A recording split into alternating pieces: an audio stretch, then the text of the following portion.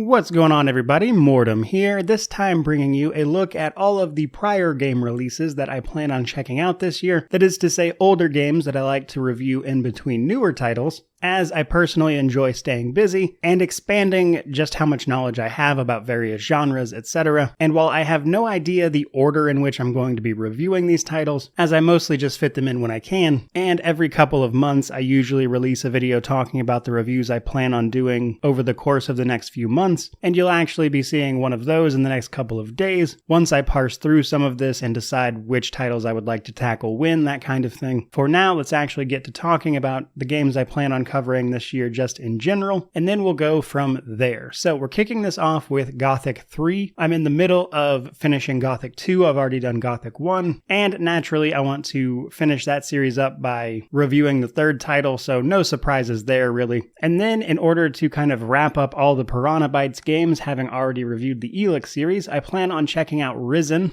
1, 2, and 3, and Risen 1 is likely what you'll see the soonest, as that game is getting an update just in the next couple of days. I believe it's planned for the 24th of January, and this will both update the Steam release as well as bring the title to consoles, from what I understand. And then, of course, 2 and 3 I just want to check out, so I've played and reviewed all of Piranha Bytes games at that point, and I'm pretty excited to dive into the Risen series in particular. Moving on from there, though, we have The Witcher 2 and 3. I finished the first one recently for a review, and while this might seem like a lot of work, these are games I have played extensively and just haven't reviewed yet. For instance, The Witcher 3 I've already got 100% on, I did that years ago, and The Witcher 2 I've actually seen all the endings, done pretty much everything you can do. Outside of the hardest difficulty playthrough, which is what I'll have to do for the review, really. So a lot of what I'll be doing there is just kind of going through, gathering footage, refreshing my own memory a little bit before actually reviewing them. But given that those are still pretty bulky games, that may or may not take longer than I think. But overall, a great series I'm excited to finally do some videos about. Although, as a side note, my build that I used for The Witcher 3's Death March difficulty, I made a video on years ago, and it did really well. Next up, though, we have Othercide, a relatively recent TRPG from back in 2020, I believe, with some heavily stylized graphics. Mostly checking this one out because people ask me about it all the time. It certainly looks very interesting, and it has a sort of almost Lovecraftian feel to its monsters. Not to mention the fact that I was able to buy it super cheap on sale recently, which makes deciding to review it on my own time a pretty simple decision. Then we have 7 Days Long Gone, or more specifically the Enhanced Edition, which is a sort of isometric stealth action game. I've gotten the occasional request for this one, but honestly, it's a little more obscure as far as isometric stuff goes.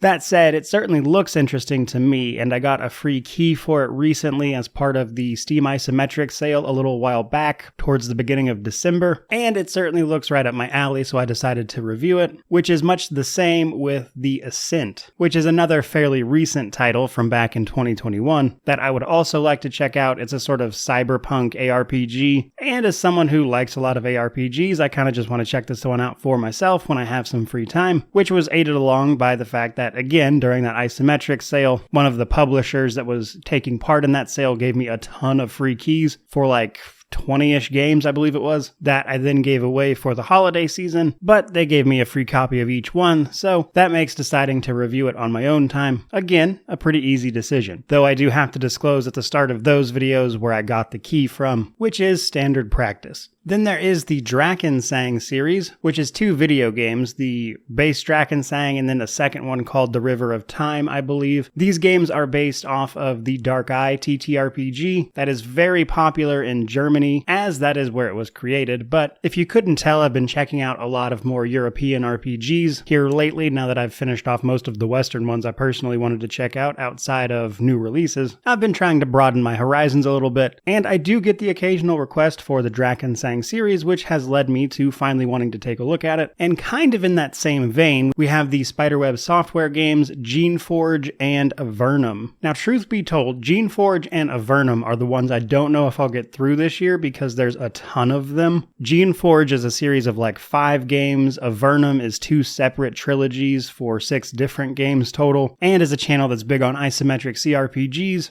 I do get requests for these ones regularly, and it's pretty much high time I finally start checking them out, though my concern here is that with so many games in such a short period of time, I'm curious if they'll feel particularly unique game to game, and we'll have to see how that actually pans out. Then we have some Elder Scrolls titles, probably Morrowind and Oblivion in particular, as I think those would fit into the channel really well. I wouldn't mind covering Skyrim, but again, it's just one of those games that's been covered to death, and I don't necessarily know that I would have anything unique to say about it really, given the way Skyrim YouTubers have been picking over that game's skeleton for the past decade plus, but I may or may not include it. I really do want to cover Morrowind and Oblivion though, as I think they would fit into the channel really, really well. Arena and Daggerfall I think would fit the channel as well, but they tend to be more like fantasy life simulators with some pretty unique mechanics, so I would really have to decide how I want to tackle something like that. But Morrowind and Oblivion I really do want to review for the channel at some point, so I'll likely do those two at least and then kind of see where we go from there. Then we have Nioh 1 and 2. These are almost more Souls-like style games set in a fantastical version of Japan, and they look very interesting to me. I do get some requests for them every once in a while, especially because I like ARPGs, and these have a relatively Diablo-like loot system from what I understand.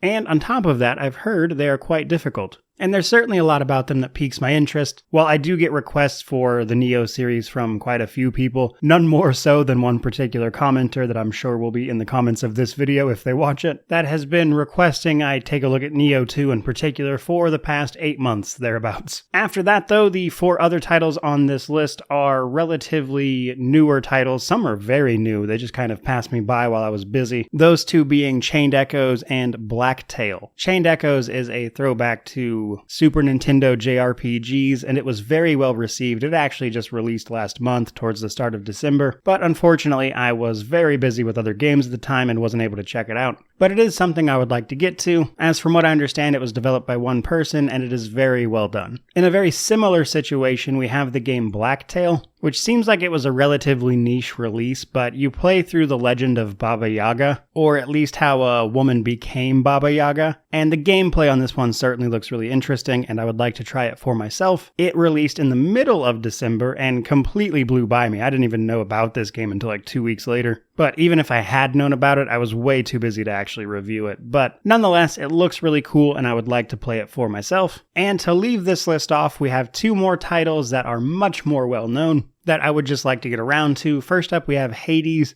a smash hit as far as ARPGs go these days, and I would like to check it out before its sequel drops, which is supposed to happen later this year. And while I don't think my review for this one will be news to anyone, I do want to get ahead of the sequel so I kind of have something to compare it to and see where they came from, which is why I'm going to check this one out. And last on the list, we have the BioShock series. BioShock is interesting because it's one of those franchises that I know a ton about because of how popular it has been over the years, but I've actually never played. And just like with the Mass Effect franchise last year, as well as many other franchises over the last year or two, I would like to rectify that situation by playing through it and offering my thoughts on it, especially ahead of a game that was announced relatively recently called Judas, which seems like it's aiming to be a spiritual successor to the BioShock series. So I'd like to get caught up a little bit so I can give that game a proper review and understand a little bit about what led to its development. But that is pretty much going to wrap it up. That is pretty much everything